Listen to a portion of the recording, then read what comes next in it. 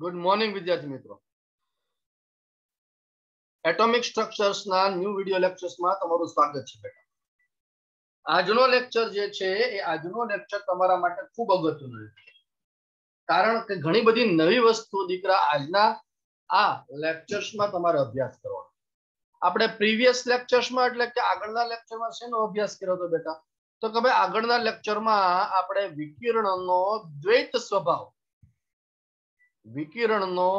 દ્વૈત સ્વભાવ દર્શાવવા માટે જુદા જુદા પ્રયોગોની વાત કરી હતી. આપણે વાત કરી હતી બેટા કે વિકિરણ એ દ્વૈત સ્વભાવ ધરાવે છે, કણ પ્રકૃતિ અને તરંગ પ્રકૃતિ. આ જે કણ પ્રકૃતિ છે એ કણ પ્રકૃતિને સમજવા માટે આપણે કાળા પદાર્થનું વિકિરણ, ત્યાર પછી આપણે ફોટોઇલેક્ટ્રિક અસર અને ત્રીજી વસ્તુ જે છે એ પરમાણ્વીય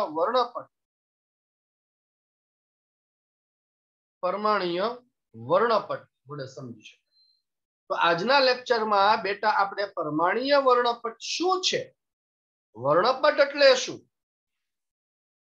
કોને કહેવામાં આવે છે, આ અભ્યાસ આપણે આજના લેક્ચરમાં કરવાનો. તો આપણો આજના લેક્ચરનો પેલો ટાઇટલ હશે શું બેટા? તો કે વર્ણપટ અને તેનું વર્ગીકરણ. ટાઇટલ આપણે આપશું વર્ણપટ અને તેનું વર્ગીકરણ.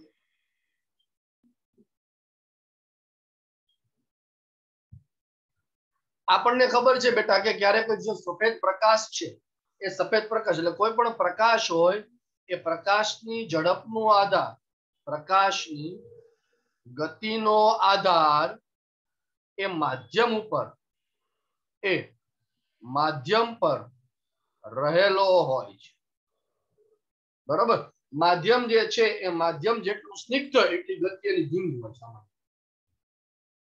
સામાન્ય રીતે જ્યારે પ્રકાશનું કિરણ અથવા તો જ્યારે પ્રકાશ એ એક માધ્યમમાંથી બીજા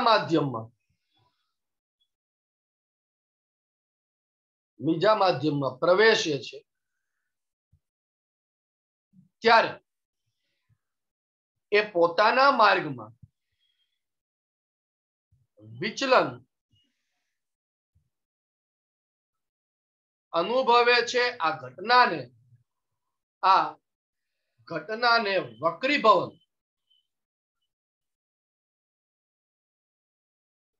કહેવાય. જ્યારે કોઈ પણ પ્રકાશ એક માધ્યમમાંથી બીજા માધ્યમમાં પ્રવેશે છે ત્યારે તેમનું વિચલન વક્રીભવન થાય છે. દાખલા તરીકે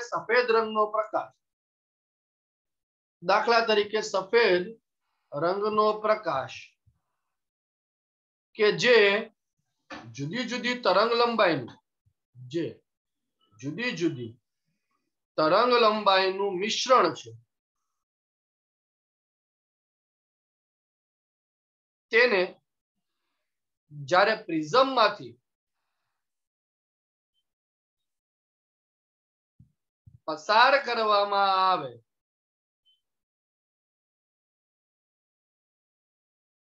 ત્યારે જુદા જુદા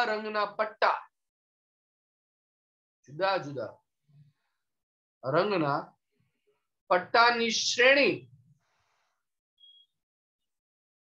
દેખાય છે, જેને વર્ણપટ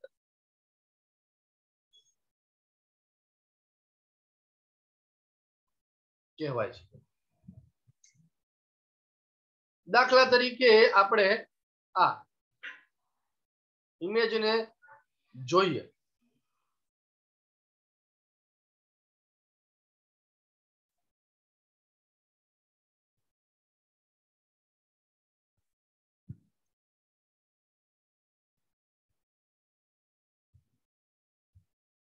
આ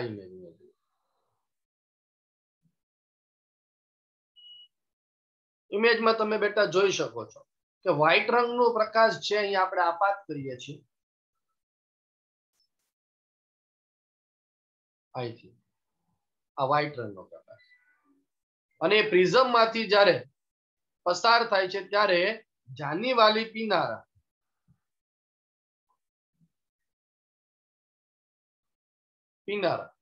ફોર્મમાં એનું વિભાજન થાય છે. આ જે તમને બેટા અહીંયા દેખાય છે આ એને વર્ણપટ કહેવામાં આવે છે. અહીંયા તમે બેટા જોઈ શકો છો કે જાંબલી રંગ જે છે એ જાંબલી રંગનું વધુ વિચલન થાય છે, જ્યારે રાતો રંગ જે છે એ રાતા રંગનું ઓછું વિચલન.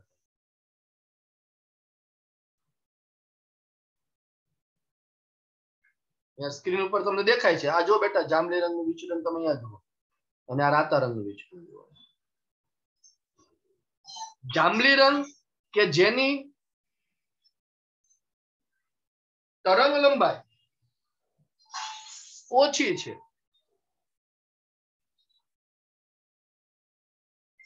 એનું વિચલન વધુ જોવા મળે. એટલે તમે એવું કહી શકો બેટા કે તરંગ લંબાઈ અને વિચલન એકબીજાના વ્યસ્ત પ્રમાણમાં હોય.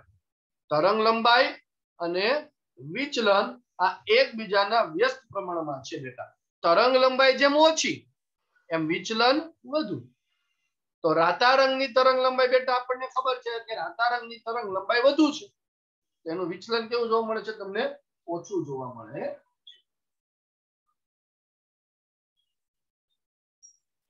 આ જે વર્ણપટ તમને બેટા જોવા મળે કે જ્યાં જાંબલી રંગની તરંગ લંબાઈ જે છે એ જાંબલી રંગની તરંગ લંબાઈ 7.50 into 10⁻⁻14 હર્ટ્ઝ છે અને રાતા રંગની તરંગ લંબાઈ કેટલી જોવા મળે છે? 4 × 10⁻14 હર્ટ્ઝ છે બેટા. તો તમે જોઈ શકો છો અહીંયા જાંબલી થી રાતા સુધી જાઓ તો વચ્ચે તમને કોઈ જગ્યાએ ગેપ જોવા નથી મળતું. જો જાંબલી છે એ લીલા રંગમાં, વાદળીમાં, વાદળી એ લીલામાં મિક્સ થઈ ગયો છે, લીલો એ પીળામાં મિક્સ થઈ ગયો છે, પીળો નારંગીમાં મિક્સ છે, નારંગી રાતામાં. તમે જુઓ જી આને કોઈ સ્પેશિયલ તમે અલગ કરી શકો છો ખરી કોઈ ચોક્કસ રેખા વડે? નહીં. તો આ જે વર્ણપટ જોવા મળે છે બેટા કે જેમાં બધી જ તરંગ લંબાઈ અથવા તો બધા જ રંગો એકબીજામાં મિશ્ર થયેલા છે તેને સતત વર્ણપટ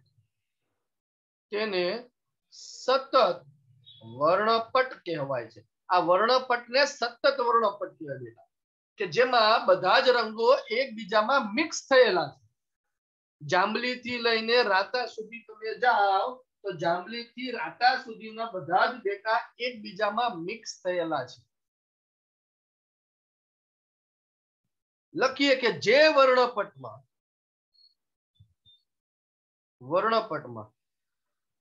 બધી જ તરંગ લંબાઈ ધરાવતા વિકિરણો એકબીજામાં મિશ્ર હોય તેવા વર્ણપટને સતત વર્ણપટ કહેવાય છે. આવું વર્ણપટ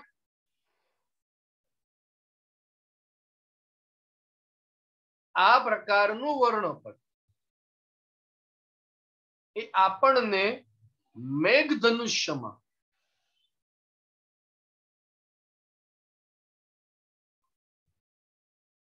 જોવા મળે છે બેટા.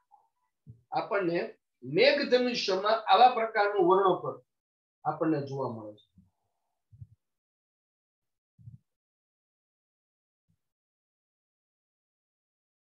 આ જે વર્ણપટ આપણને જોવા મળ્યું દ્રશ્યમાન વિભાગ, અહીંયા ખાસ ધ્યાન રાખવાનું બેટા કે દ્રશ્યમાન વિભાગનો વર્ણપટ એ વીજચુંબકીય વિકિરણોનો એક નાનો ભાગ છે. આપણે આગળ અભ્યાસ કરી ગયા છે વિચુંબકીય વિકિરણનો તરંગ લંબાઈને આધારે જુદા જુદા ભાગ X rays, gamma rays, IR, UV, એમાંનો એક ભાગ તમને ખબર છે બેટા દ્રશ્યમાન છે.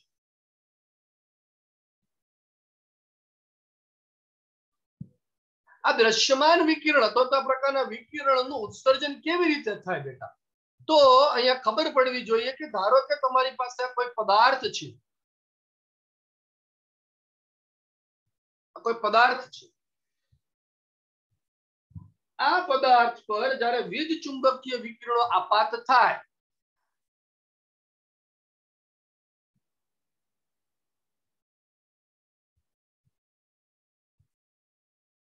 આ વીજ ચુંબકીય વિકિરણોનો મારો છે. જ્યારે કોઈ દ્રવ્ય સાથે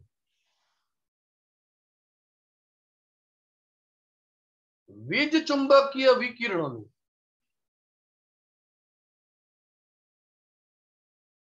પારસ્પરિક ક્રિયા કરે ત્યારે તેના પરમાણુ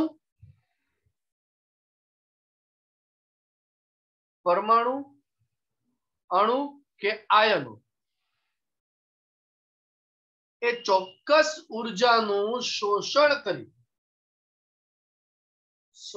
કરી ઊંચા શક્તિ સ્તરમાં ઉત્તેજિત થાય છે. જ્યારે અહીંયા સપોઝ કે આ પદાર્થનું પરમાણુની ધરા અવસ્થા છે. ધરા અવસ્થા એટલે કે બિન ઉત્તેજિત અવસ્થા.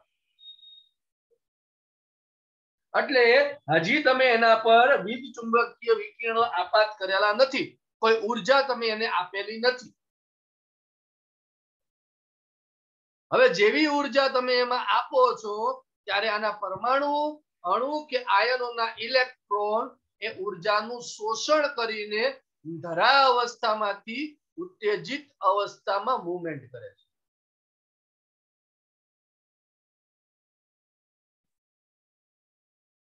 અહીંયા ઉર્જાનું શોષણ કરશે.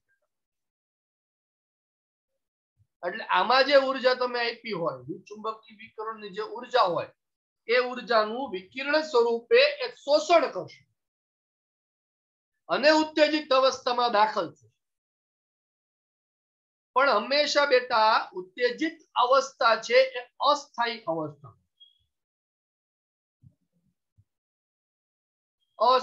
અવસ્થા, છે. માટે ફરી પાછો ઉત્તેજિત અવસ્થામાંથી એ બેટા ધરા અવસ્થામાં આવવાનો પ્રયત્ન કરશે. અને જ્યારે ધરા અવસ્થામાં આવે ત્યારે એ વિકિરણોનું ઉત્સર્જન કરે છે.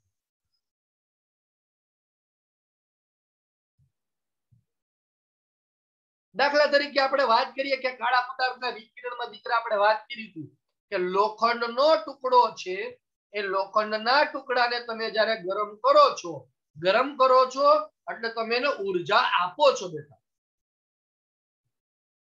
ઉર્જા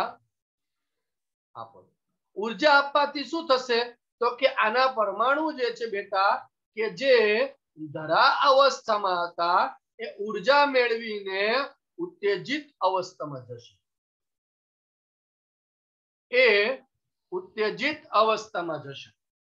ઉત્તેજિત અવસ્થા એ અસ્થાયી અવસ્થા છે.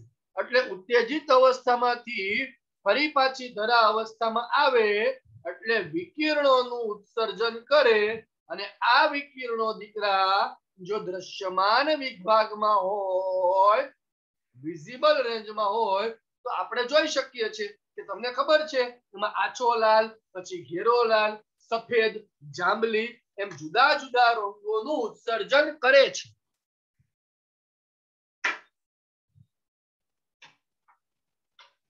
જુદા જુદા રંગોનું એ ઉત્સર્જન બેટા કરે છે. કોઈ પણ કલર તમને દીકરા દેખાય એની પાછળની ફિનોમિના આ જ છે. તમે જે એક ટી શર્ટ પહેરેલું છે, ટી શર્ટ સરસ મજાનું દોરતા આવડે તો આપણને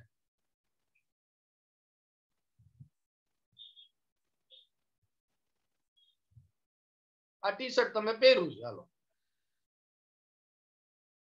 तो आ टी शर्ट नो रंग तमने केम देखाय छे तो के आनी पर जारे सफेद प्रकाश आपात थाय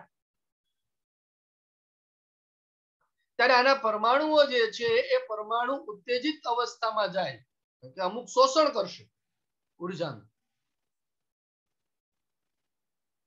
અને ઉત્તેજિત અવસ્થામાંથી ધરા અવસ્થામાં આવે ત્યારે જો લાલ રંગનું ઉત્સર્જન કરે તો ટી શર્ટ તમને લાલ રંગનું દેખાય આ મુખ્ય ફિનોમિના છે એટલે પ્રકાશ કે ઊર્જા તમે આપો એટલે એ હંમેશા ધરા અવસ્થામાંથી ઉત્તેજિત અવસ્થામાં જશે तो आ बाबतने ध्याનમાં રાખીએ એટલે એનો અર્થ એવો થયો કે તમે જ્યારે પ્રકાશ આપાત કરો છો ત્યારે શોષણ કરે છે અને પછી એ વિકિરણનું ઉત્સર્જન કરે છે એટલે એના ઉપરથી આપણે ઉત્સર્જન અને અવશોષણ વર્ણપટ ઉત્સર્જન અને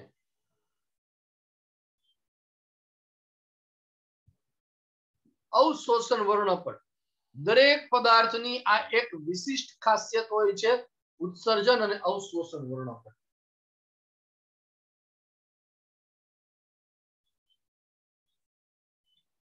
શું છે બેટા તો કે જ્યારે લખી આપણે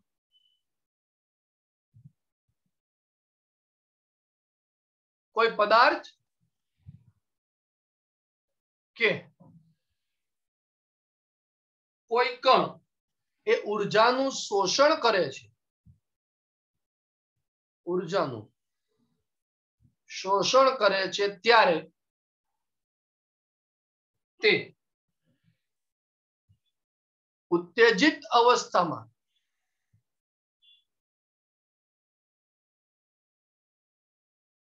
જાય છે અને જ્યારે ધરા અવસ્થામાં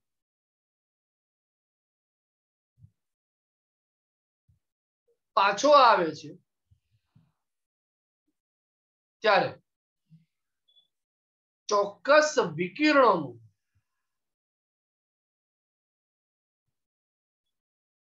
ઉત્સર્જન કરે છે જેને ઉત્સર્જન વર્ણપટ જેને ઉત્સર્જન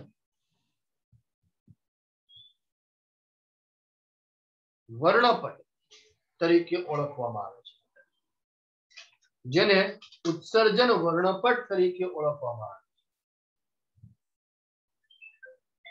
આ ઉત્સર્જન વર્ણપટ મેળવવા જે છે એ ઉત્સર્જન વર્ણપટ મેળવવા પદાર્થને તમારે ઉત્સર્જન વર્ણપટ મેળવવા પદાર્થને કાં તો ગરમ કરવા પડે છે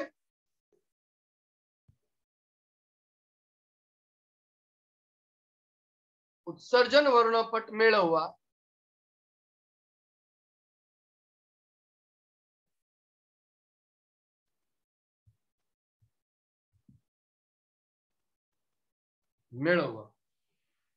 નમૂનાને ગરમ કરવો પડે તો પદાર્થને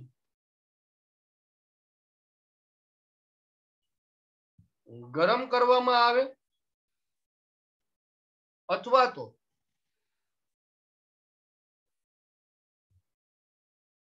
વિકિરણોનો મારો ચલાવી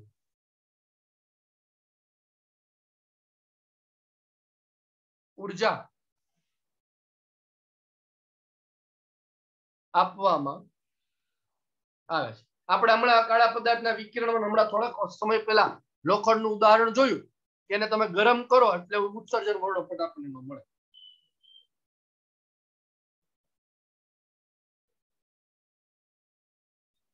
બરોબર ઊર્જા આપવામાં આવે ત્યારબાદ તેમાંથી ઉત્સર્જિત થતા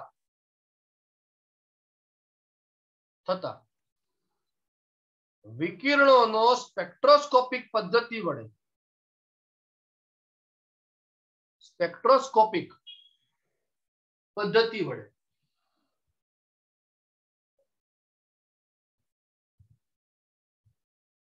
અભ્યાસ કરતા ઉત્સર્જન વર્ણપટ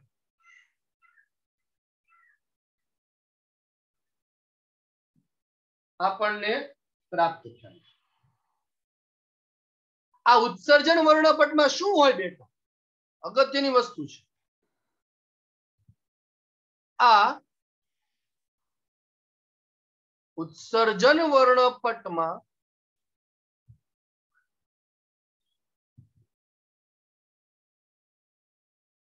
અમુક તરંગ લંબાઈ વાળો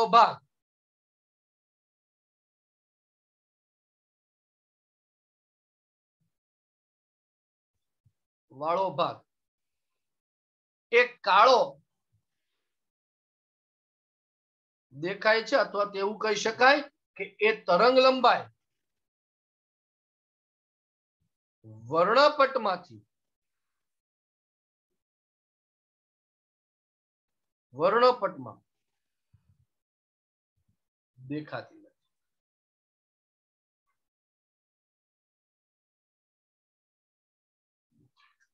શું થતું હોય બેટા? કેમ એ ગાયબ થઈ જાય છે? તો એના માટે ઉત્સર્જન અને અવશોષણ વર્ણપટ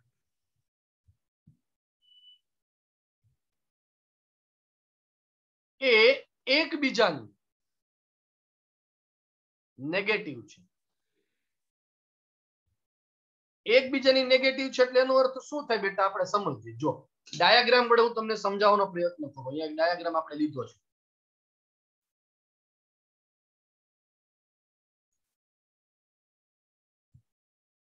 બધાને સ્ક્રીન પર ડાયાગ્રામ દેખાય છે? ચાલો જુઓ, જે સરસ મજાનો ડાયાગ્રામ વડે સમજાવવાનો પ્રયત્ન કરું છું। આપણે પહેલા આકૃતિ બી માં સમજવાનો પ્રયત્ન કરીએ છીએ। આકૃતિ બી, આકૃતિ બી માં જે છે એ અહીંયા તમારી પાસે વાયુરૂપ કલામાં રહેલો કોઈ પદાર્થનો નમૂનો છે। આ પદાર્થનો નમૂનો, અને પદાર્થના નમૂનાને ઉત્તેજિત કરવા માટે એના પર સફેદ પ્રકાશ આપાત કરવામાં આવે છે। આ સફેદ પ્રકાશ આપાત કર્યા બાદ, જો સમજો, સફેદ પ્રકાશ આપાત કર્યા બાદ વધારાનો જે પ્રકાશ નીકળે છે, અહીંયા પદાર્થ અમુક તરંગ લંબાઈનું શોષણ કરી લેશે, અને અહીંયા બાકીનો વધારાનો પ્રકાશ, જો નમૂનાએ ઉત્તેજિત કરેલો પ્રકાશ નથી, આ ધ્યાન આપો। આ પદાર્થ પ્રકાશ કયો છે? તો કે આ પદાર્થ ઉપર તમે જ્યારે પ્રકાશ આપાત કરો છો તો અમુક ચોક્કસ થી શોષી લેશે, બાકીનું છે જવા દેવાનું। પોતે ઉત્સર્જન કરેલો નથી, તો વધારાનો પ્રકાશ છે કે જેને શોષી લીધા પછીનો છે, એને પ્રિઝમ વડે આપાત કરીને તમે એનું રિફ્લેક્શન, અહીંયા ફિલ્મ અથવા તો સંસૂચક ડિટેક્ટર વડે, સ્પેક્ટ્રોમીટર વડે તમે વર્ણપટ જુઓ તો આ અવશોષણ વર્ણપટ તમને જોવા મળે। અને આ અવશોષણ વર્ણપટમાં જુઓ બેટા, તમને અમુક ભાગ ખાલી દેખાય। જો આ બ્લેક તમને દેખાય છે, આ જે બ્લેક ભાગ દેખાય છે એમનું આ તરંગ લંબાઈનું એમણે શોષણ કરેલું છે।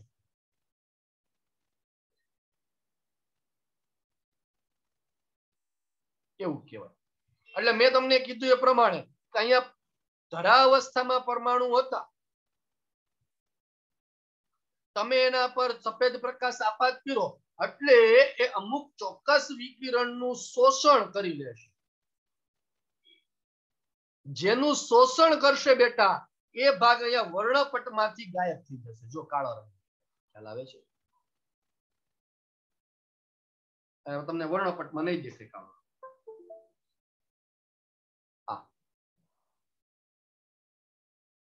એટલે હવે પદાર્થ તમારો બેટા અહીંયા તમે ઉત્તેજિત કરી દીધો છે। આ ઉત્તેજિત અવસ્થા છે।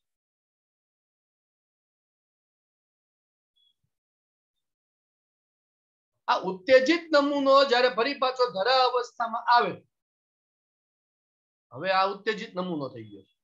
આ નમૂનો અવશોષિત નમૂનો ધરા અવસ્થામાં હતો, સફેદ પ્રકાશ આપાત કર્યો, સફેદ પ્રકાશ આપાત કરતા જેનું શોષણ કરે છે એ અવશોષણ વર્ણપટમાં કાળા રંગનો દેખાય છે। હવે આ ઉત્તેજિત નમૂનો અમુક ચોક્કસ તરંગ લંબાઈનું ઉત્સર્જન કરે છે, આપણને ખબર છે। અને એનું જ્યારે તમે સંસૂચક અથવા તો ઇન્ડિકેટર સ્પેક્ટ્રોમીટર વડે જ્યારે અભ્યાસ કરો तो तमने जे वर्णपट देखाय ए उत्सर्जन वर्णपट देखाय અને ઉત્સર્જન વર્ણપટમાં તમને શું દેખાશે દીકરા જુઓ તો જેનું તેણે શોષણ કરેલું છે અવશોષણ વર્ણપટમાં જે કાળો ભાગ છે એ ઉત્સર્જન વર્ણપટમાં તમને રંગીન દેખાય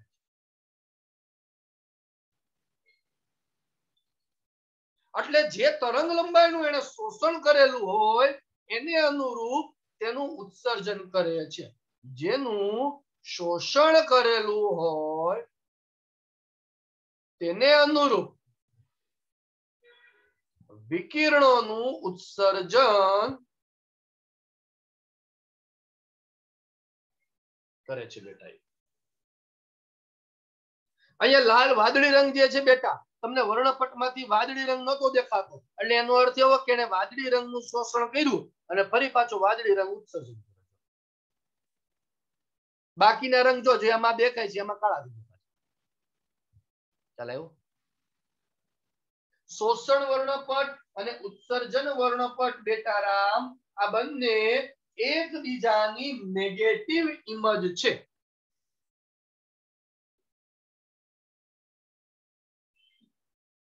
આ શોષણ વર્ણપટ અને ઉત્સર્જન વર્ણપટ એ દરેક તત્વોની વિશિષ્ટ લાક્ષણિકતા છે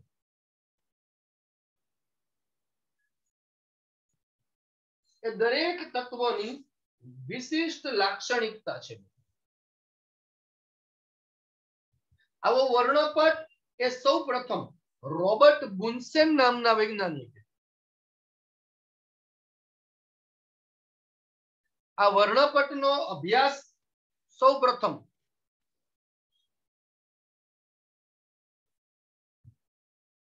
અભ્યાસ કરનાર વ્યક્તિ Robert Bunsen rubidium caesium titanium indium जेवा तत्वों पृथक्करण आ स्पेक्ट्रोस्कोपिक पद्धति वडे थयेली सूर्यमांथी हीलियम नु उत्सर्जन हीलियम तत्वनी शोध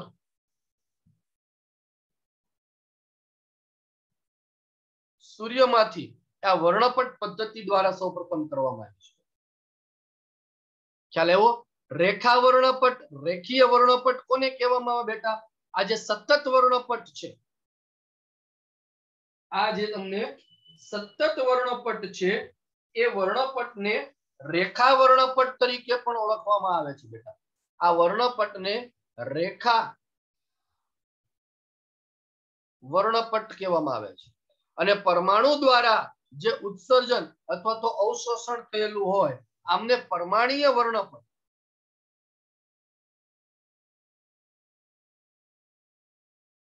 कहेवामां जो परमाणुीय वर्णपट ए रेखा वर्णपट पण छे कारण के आमां तमे जो बारीक झीणी रेखाओ तमने देखाय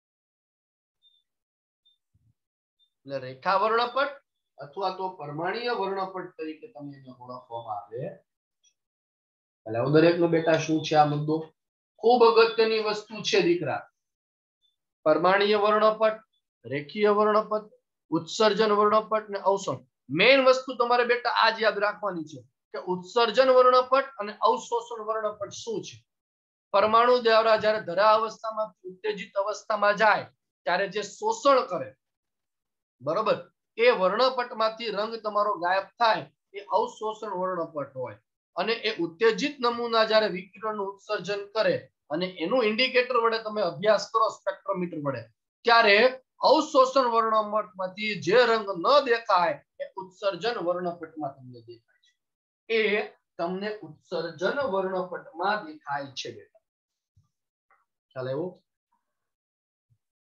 अवशोषण वर्णपट અને ઉત્સર્જન વર્ણપટ એ બંનેના એકબીજાના નેગેટિવ છે અને એને રેખા વર્ણપટ તરીકે પણ ઓળખવામાં આવે છે. ખ્યાલ આવ્યો?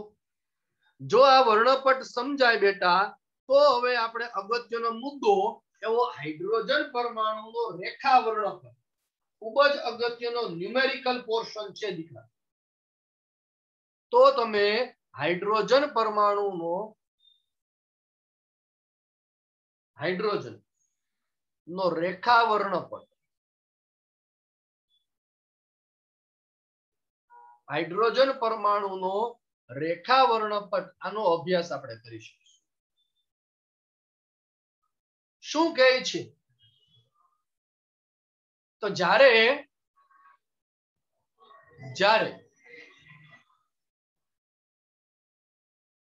વાયુરૂપ હાઇડ્રોજન માંથી H2 અણુમાંથી નીચા દબાણે એટલે શૂન્યાવકાશ ઉચ્ચ વિદ્યુત વોલ્ટેજ લાગુ પાડવામાં આવે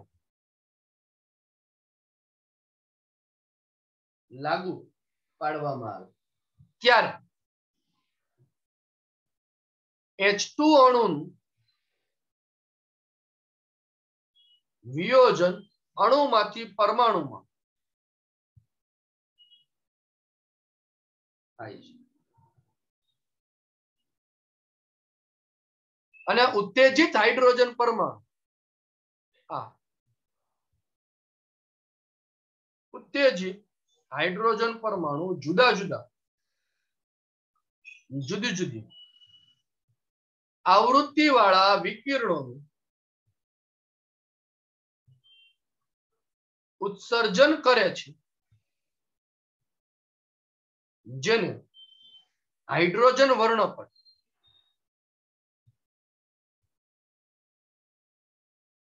કહેવાય. આગળ જે નમૂનો આપણે લીધો હતો બરાબર, એમાં નમૂના તરીકે હવે આપણે લઈએ છીએ કોને બેટા? હાઇડ્રોજન. આ હાઇડ્રોજન વર્ણપટનું જ્યારે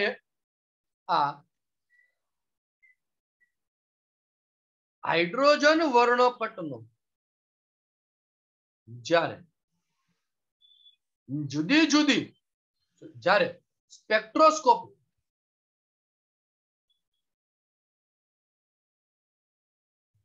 પદ્ધતિ વડે અભ્યાસ કરવામાં આવે છે ત્યારે તેમાં શ્રેણીબદ્ધ વિવિધ રેખાઓ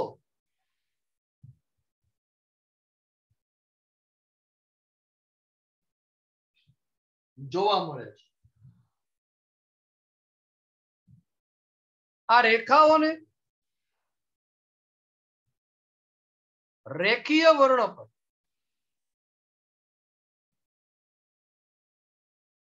કહેવાય. તમે જ્યારે સ્પેક્ટ્રોસ્કોપિક પદ્ધતિ વડે અભ્યાસ કરો તો તમને આ પ્રકારની એકદમ બારીક ઝીણી રેખાઓ જોવા મળે અલગ અલગ.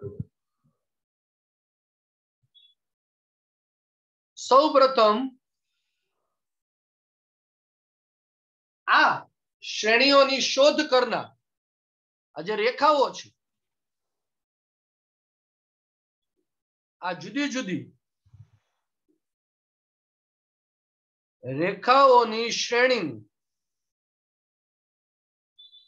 શોધ કરનાર વૈજ્ઞાનિકોના નામ પરથી લાયમન, બામર, પાસવન, બ્રેકેટ, ફુંડ શ્રેણી કહેવાય છે. જુદા જુદા વૈજ્ઞાનિકોએ આ શ્રેણીઓને જુદી જુદી રીતે સંશોધન કર્યું અને એમના નામ પરથી લાયમન શ્રેણી, બામર શ્રેણી, પાસવન શ્રેણી, બ્રેકેટ શ્રેણી અને ફુંડ આ જે રેખાઓ છે બેટા એ રેખાઓની શ્રેણી જુદા જુદા વૈજ્ઞાનિકો દ્વારા શોધ કરવામાં આવી અને એના નામ પરથી આ શ્રેણીઓના નામ પડ્યા છે. જેમાં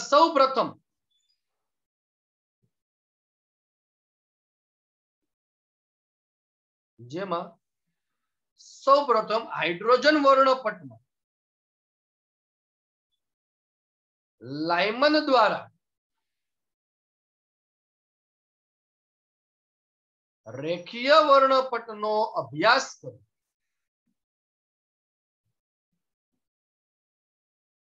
તરંગ સંખ્યા, તરંગાંક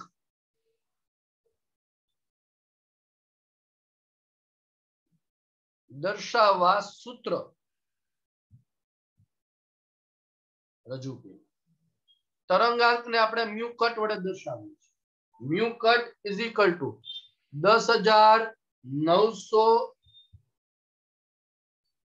1,09,677 into 1/2 નો square minus 1/n square centimetre inverse.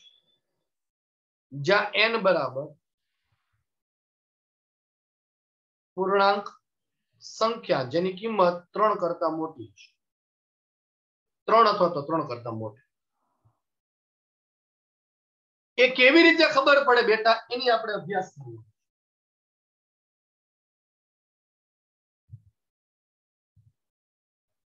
હવે અગત્યની વસ્તુ છે તો કોમન સૂત્ર બેટા જે છે આ તો લાયમન માટેની વાત થઈ કારણ કે લાયમને દર્શાવ્યું આવી રીતે દરેક શ્રેણીમાં તરંગ સંખ્યા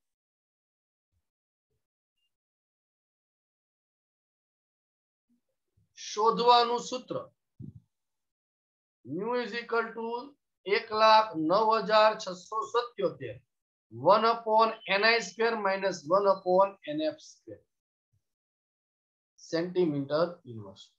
જ્યાં 1,09,677 સેન્ટીમીટર ઇન્વર્સ એને RH રીડબર્ગ અચળાંક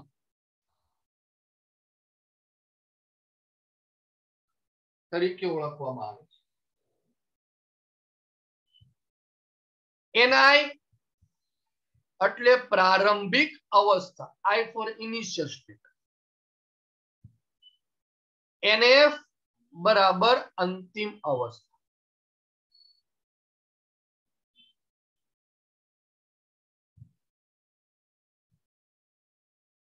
શું છે કેવી રીતે છે એનો મારે તમારે બેટા અભ્યાસ કરવાનો છે. આપણે હમણાં કીધું એ પ્રમાણે કે હાઇડ્રોજન પરમાણુના વર્ણપટની બેટા વાત કરું છું. કોના પરમાણુની વાત કરું છું? હાઇડ્રોજન પરમાણુના વર્ણપટ.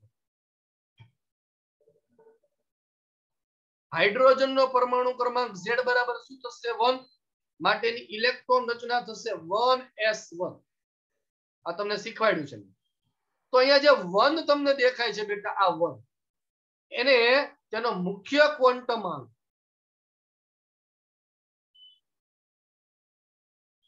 n બરાબર 1 કહેવામાં આવે છે.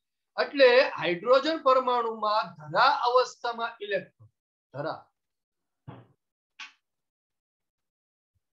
અવસ્થામાં ઇલેક્ટ્રોન ni બરાબર 1 માં છે એવું કહેવાય. ni બરાબર 1 માં છે એવું કહેવામાં આવે. n બરાબર 1. એવી રીતે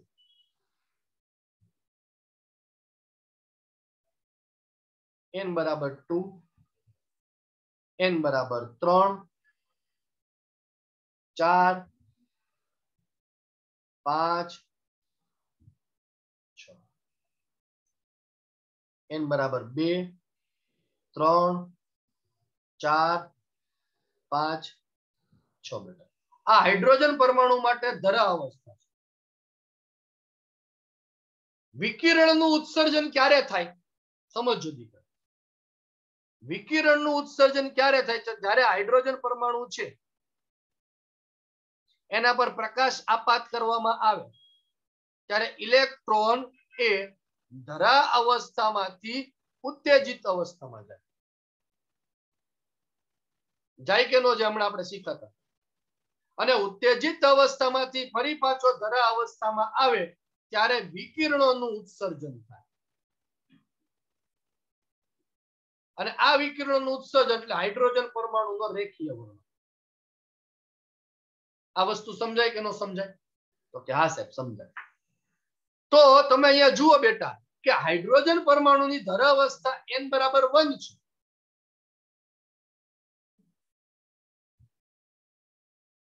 પણ ઉત્સર્જન જે છે એ ઉત્સર્જન એ ધરા અવસ્થામાંથી ઉત્તેજિત અવસ્થામાં જાય. હવે ઉત્તેજિત અવસ્થા તો ક્યાં સુધી જઈ શકે? તો કે જ્યાં સુધી જવું હોય ત્યાં સુધી.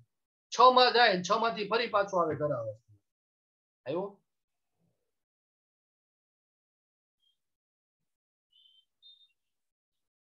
ફરી પાછો ધરા અવસ્થામાં ઉત્તેજિત અવસ્થામાં n બરાબર 6 માંથી n બરાબર 1 માં આવ્યો. 5 માંથી 1 માં આવ્યો.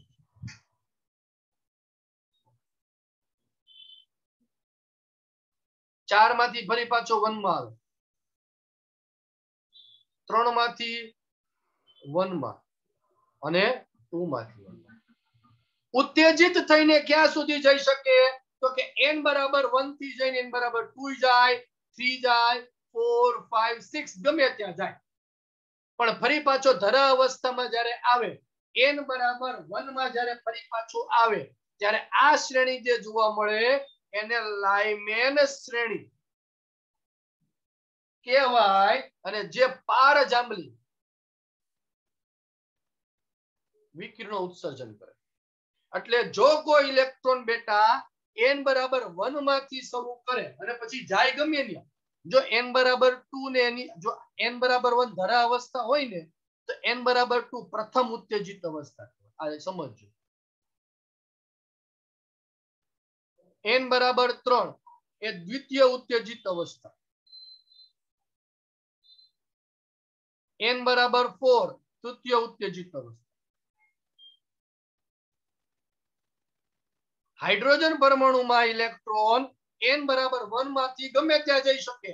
ઉર્જા જેટલી મળે તેને અનુરૂપ જાય. પણ ફરી પાછો જ્યારે ધરા અવસ્થામાં આવે ત્યારે હંમેશા એ લાઇમેન શ્રેણીમાં જ નિર્માણ કરે. અને લાઇમેન શ્રેણી હંમેશા પારજાંબલી વિકિરણોનું ઉત્સર્જન. ખ્યાલ આવ્યો?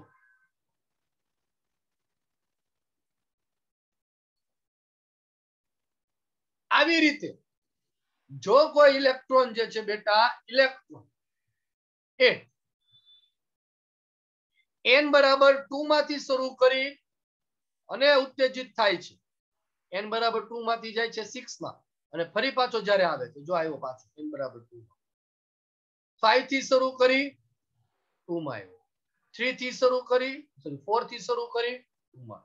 3 થી શરૂ કરી અને ફરી પાછો 2 માં. શરૂ ક્યાંથી કરે છે બેટા? n બરાબર 2 માંથી. તો આને કહેવામાં આવે છે બામર શ્રેણી. શેના તરીકે ઓળખીએ છીએ બેટા? બામર શ્રેણી. બામર શ્રેણી હંમેશા દ્રશ્યમાન વિભાગમાં વિકિરણોનું ઉત્સર્જન કરે છે. એટલે n બરાબર 2 થી શરૂ કરી 6 થી જાય 5 સુધી જાય 4 સુધી કે 3 સુધી કે હજી ઉપર ધારો કે 7 હોય તો 7 સુધી ઉત્તેજિત ગમે એ અવસ્થા સુધી જાય. પણ ધરા અવસ્થામાં જ્યારે પાછો આવે ત્યારે બામર શ્રેણીમાં ઉત્સર્જન કરે છે. માટે બામર શ્રેણી માટે ઇનિશિયલ સ્ટેજ ni બરાબર 2 લખાશે.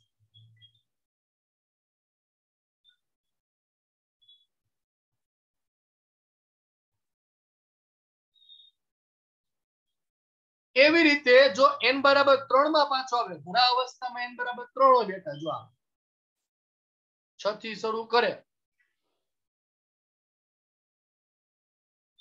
અને 3 પર આવે. આ 3 પર આવે તો આ જે શ્રેણી તમને જોવા મળે કે જ્યાં n બરાબર 3 છે એને પાસવન શ્રેણી કહેવાય. n બરાબર 4 હોય તો બ્રેકેટ. n બરાબર 5 હોય તો ફુંડ. n બરાબર 6 હોય તો હમ્ફ્રી. જે તમારે નથી. આ પાસવન બ્રેકેટ અને ફૂંડ આ ત્રણેય આયા પારક વિભાગમાં ઉત્સર્જન કરે. તો ખૂબ અગત્યનો મુદ્દો છે તમારે અહીંયા યાદ રાખવાનો છે. કોષ્ટક શું? તો કે શ્રેણીનું નામ.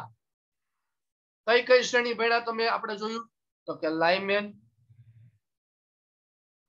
બામર, પાસવન, બ્રેકેટ, ફુંડ અને હમ્ફ્રી. લાયમન શ્રેણીની શરૂઆત Ni બરાબર ક્યાંથી થાય? તો કે Ni બરાબર 1, અહીંયા 2, આ 3, 4 અને 5. અને Nf ક્યાં જઈ શકે? તો કે 2, 3, 4 ગમે ત્યાં જાય. 3, 4, 5, 4, 5, 6, 5, 6, 7, 6, 7, 8 ગમે ત્યાં Nf સુધી જઈ શકે. અને કયો વર્ણપટ ઉત્સર્જિત કરે છે? તો કે લાયમન શ્રેણી જો હોય તો યુવી પારજાંબલી, બામર શ્રેણી હોય તો દ્રશ્યમાન, અને પાસવન, બ્રેકેટ અને ફૂંડ હોય તો આયા. ચાલે. ખૂબ જ અગત્યનો મુદ્દો છે દીકરા. ખૂબ જ અગત્યની વાત. મોસ્ટ આઈએમપી છે.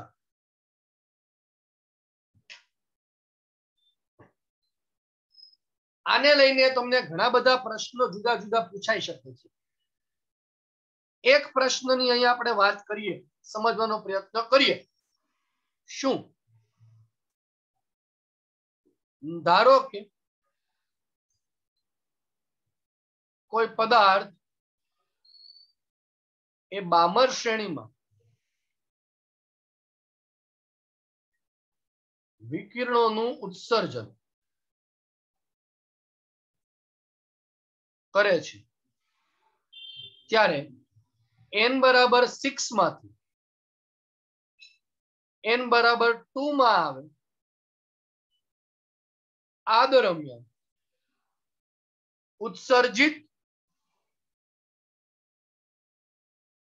વિકિરણોની રેખાની સંખ્યા જણાવો. જો રેખા સંખ્યા અને તરંગ સંખ્યા અલગ વસ્તુ છે. આમાં જો તમને તરંગ સંખ્યા પૂછી હોય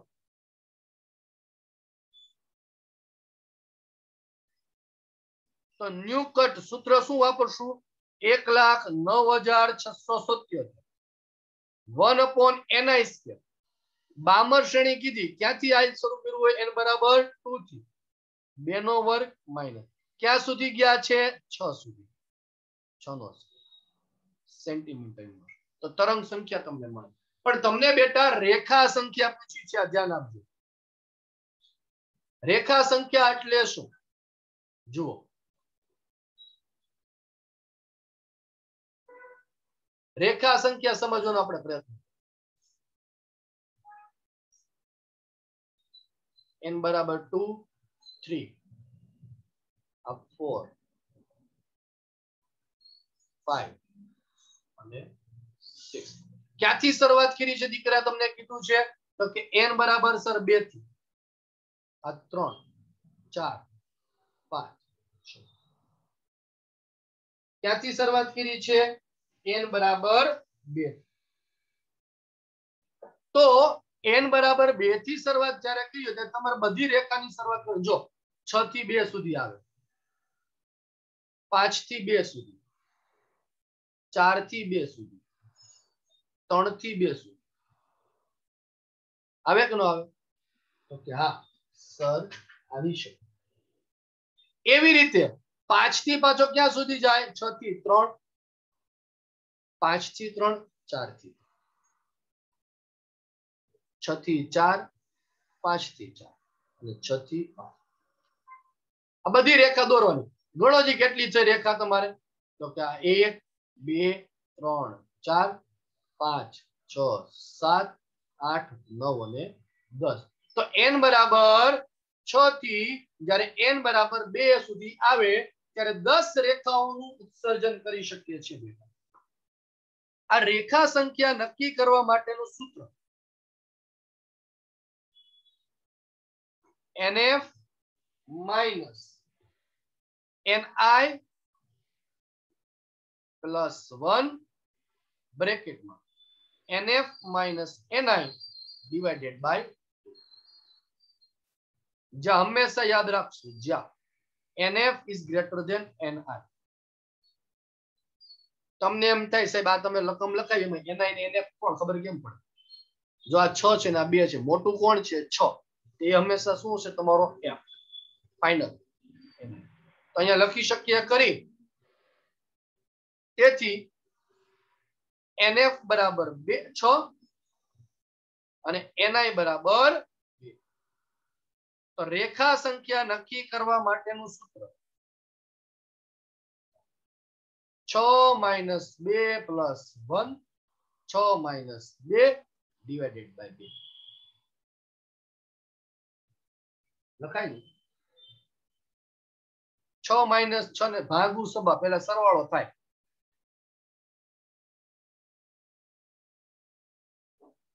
અહીંયા આવશે આનો સદરૂપ આપો તો 5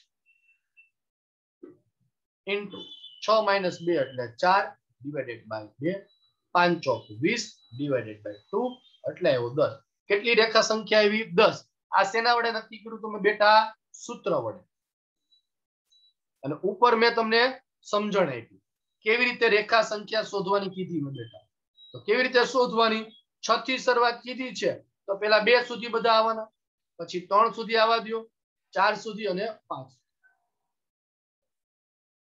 चलो सेल्फ प्रैक्टिस करो जय हूँ आपू छू सेल्फ प्रैक्टिस करो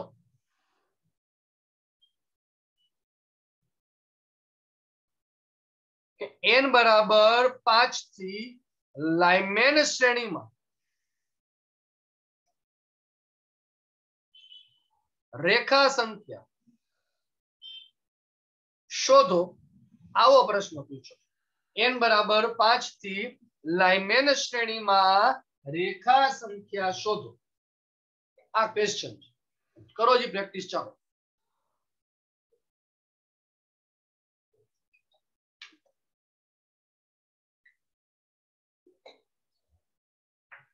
શું કરશું બે રીતે સૂત્ર વડે કરવાની અને પેલા જો લાઇમેન શ્રેણી કીધી એટલે તમને ખબર હોય છે બેટા જો આ nf હોય તો લાઇમેન શ્રેણીમાં ni બરાબર ક્યાંથી શરૂઆત થાય છે साहब ni बराबर 1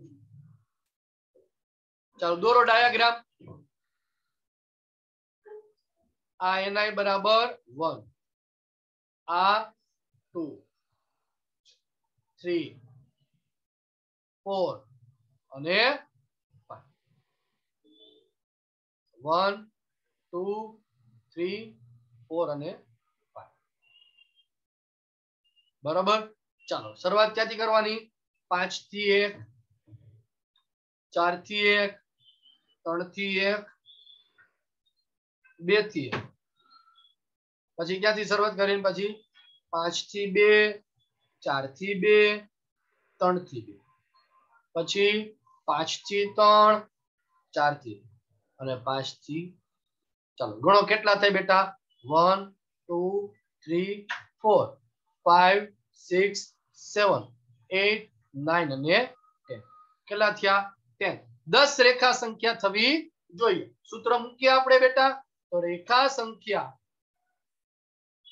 બરાબર શું છે nf minus ni plus 1 nf minus ni divided by 2 કેમ ખબર પડશે બેટા nf શું ને ni શું લાઇમેન શ્રેણી કીધું ક્યાંથી શરૂઆત થાય 1 થી ક્યાં સુધી ગયો છે 5 સુધી શરૂઆત ક્યાંથી કરી દીકરા શરૂઆત એટલે ઇનિશિયલ સ્ટેજ 1 થી ક્યાં સુધી જાય છે ફાઇનલ સ્ટેજ 5 તો મૂકીએ આપણે 5 minus 1 plus 1 5 minus 1 divided by 2 plus 1 minus 1 cancel 5 गुणा 4 divided by 2 5 चौक 20 by 2 जवाब आवशे 10 क्लियर दरेक ने तो आ